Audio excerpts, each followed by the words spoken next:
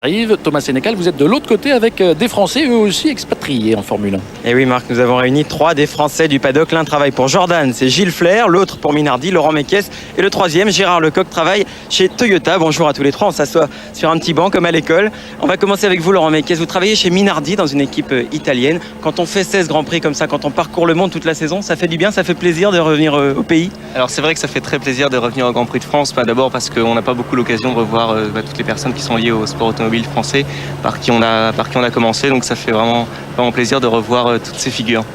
Gilles Flair, vous travaillez chez Jordan, vous dans une équipe anglaise. Alors pour un Français, pour un ingénieur français, un ingénieur radio comme vous êtes, c'est difficile de s'intégrer dans une équipe britannique, dans une mentalité britannique? Pas vraiment en fait, avec les Anglais, il faut faire son travail correctement. Et quand on a démontré que ça fonctionne, ils vous respectent et pour ça ils sont très fair-play.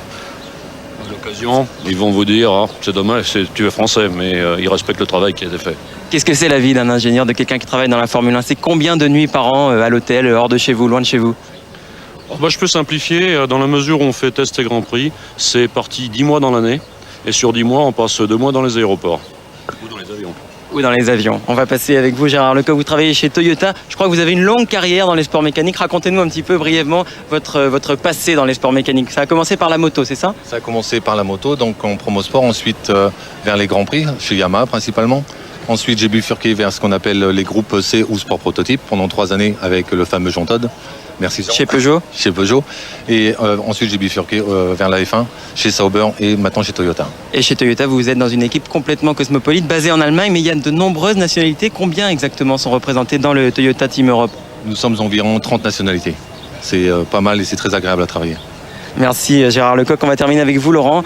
C'était les résultats du bac il y a quelques jours. Si ça peut donner envie à des gens qui nous regardent de faire le même métier que vous, qu'est-ce qu'il faut faire comme étude après le bac pour devenir ingénieur? En fait, quand j'ai eu mon bac scientifique, je suis entré à l'Estaca, qui est une école d'ingénieurs parisienne.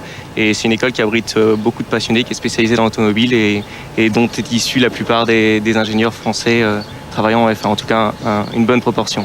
Merci à tous les trois. Voilà, c'est aussi leur Grand Prix de France aujourd'hui. Ces Français expatriés qui travaillent dans des équipes internationales. Merci beaucoup Thomas, merci à tous les trois. C'est l'Europe de Maastricht, la Formule 1.